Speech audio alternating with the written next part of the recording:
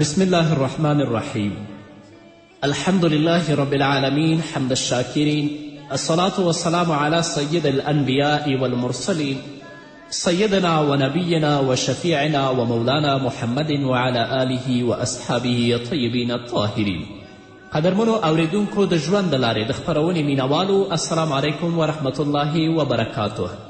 ستاسو روغتیا او خوشحالي د پاک رب نه غواړم، په دې هیله چې د صحت او عافیت جامې په تن ولرئ او خوشحالي مو په برخه وي.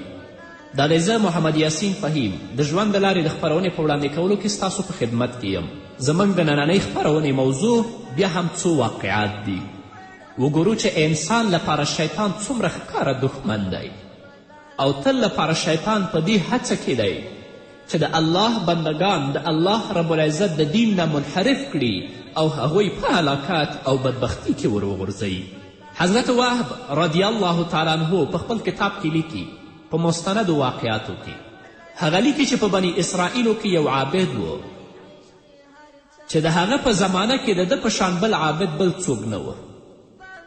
تل لپاره به هغه دا کوشش کوه چې په خپل ژوند کې الله د خپل ناراضي کې او د الله اوامرو او د الله احکامو باندې عمل کوه. د هغه په زمانه کې د ده په شان بل عابد څوک نه ول. په دغه کلي کې 3 ورونه ول او د دې ورونو 3 ورونو یوه خور هم وه او دې 3 ورونو او دا یوه خور چې دوی درلودله دوی ځان ته بل څوک خپلوان او اقارب نه درلودل. نو اتفاقي طور باندې دا 3 ورونه یو ورځ لاړل جهاد ته، خو په دې سوچ کې ول چې موږ به دا خپله خور چا ته پرېږدو چې د دې سرپرستی به څوک کوي. بالاخره دې 3 ورونو ته د دې عابد نه او د دې عبادت ګزار نه بل څوک په سترګو کې ورته رانغلل. نو په خپلو کې کېناستل چې د دې عابد نه بل اعتمادي انسان خو زموږ لپاره نشته دی، دا خپل خور به دې سره پرېږدو او موږ به لاړ شو د الله رب العزت په لاره کې به جهاد کوو. نو دا 3 واړه ورونه راغلل عابد ته. د عابد او د عبادت ګزار انکار وکړه چې هیڅکله زه دا کار نشم کولی، ستاسو خور زه نشم ساتلی. بالاخره د 3 ورونو د عابد په دې باندې مجبوره کړه چې د دوی خور به د عابد ساتي. نو د عابد او عبادت گزار دا جنۍ په جدا کور کې هلته استوګنه کړه او د هغه لپاره خوراک او څښاک هلته ورستوه او هر څه به یې ورته په دروازه کې ایښودل او بیرته به خپلې عبادت خانې ته راته. تر ډیر وخته پورې دا طریقه جاري وه. آخر دا چې یو ورځ عابد ته شیطان راغی. وګورئ تاسو د شیطان دښمني قدرمنو اوریدونکو. شیطان تل لپاره په دې هڅه کې چې د الله بندگان د اسلام لارې نه منحرف کړي هغه په هلاکت او په بدبختي کې وغورځوي. او هغه انسان چې د شیطان ومنله او د الله رب العزت د اوامرو د احکامو نه یې سرغړونه وکړه، الله رب العزت هغه په خپل قهر و غضب کې گرفتاروي. اوس به تاسو واورئ. نو شیطان عابد ته راغی او دا یې ورته ویلې چې ته خو خوراک راوړې او دې جنۍ ته په دروازه کږدي، کیدای شي چې کله دا جنۍ خوراک پسې دې دروازې ته راشي چې دا خوراک پورته کړي د بل چا نظر به پرې پرېوځي او دلته به بدنظري وشي. نو بهتره دا ده چې ته دا خوراک په خپله دروازې نه دننه وروړې هغې جنۍ ته تسلیم کړي. عابد دا خبره ومنله او کور ته یې تلل شروع کړل. وروسته د دې به هغه خوراک کور ته دننه وروړه، هغې جنۍ ته به تسلیم کړ، خو خبرې به ورسره نه کولې. شیطان بیا راغی عابد ته. عابد ته وویل چې ته خو خوراک راوړې دې جنۍ ته تسلیموې او بیرته خاموش ګرځې، خبرې ورسره نه کوې، بیرته روان شي.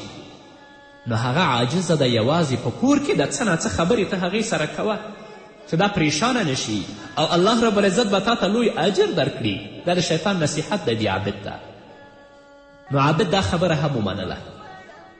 څه موده پس شیطان بیا راغی دی عابد ته او عابد ته دا ویلې چې دا جنۍ خو عاجزه ده، بېکسه ده، ته دې سره یو ځای په دې کور کې پاتې کیږه، نو ستاسې خوراک او څښاک او ټول معاملات به یو ځای وي. دا ډیره بهتره خبره ده او د دې زړه به هم خوشحاله وي. نو عابد دا خبره هم ومنله، د شیطان دا خبره یې ومنله. شپه ورځ به په دې کور کې دې جنۍ سره یو ځای و. بالاخره د الله رب العزت غضب و لعنت په دې عابد باندې پرېوته. د شیطان خبره یې ومنله. جنۍ ته یې په بده سترګه باندې وکتل چونکه هغه بېوسه وه د هغې څوک نه ول د عابد مرتکب د فساد اخلاقي شه. چې کله مرتکب د فساد اخلاقي شه نو د دې نه یو ماشوم پیدا شه. نو شیطان بیا راغی او دې عابد ته یې ویلې چې دا بچی ته مړ کړه، ځکه که د دې جنۍ وروڼه راشي او دا بچی وویني نو کیدای شي دوی تا په قتل ورسوي. نو د عابد جګ شه هغه ماشوم په قتل ورسوه. څه وخت بعد بیا شیطان راغی او دې عابد ته یې ویلي که د دې جنۍ وروڼه راشي نو دا جنۍ به د خپلو وروڼو نه حال پټ نه کړي، هغه حال به خامخا د خپلو وروڼو ته وایي، نو ته به بدنامه شي او تا به مړ هم کړي. نو ښه دا ده چې دا جنۍ ته هم ووژنې او کوم ځای دفن کړي. نو چې کله د جنۍ وروڼه راغلل نو ته دا ورته ووایه چې دا جنۍ مړه شوه او په فلانه هدیره کې هغه ما ښخه کړه. نو په دې خبره به د ستا وي. عابد د شیطان دا خبره او دا مشوره هم ومنله.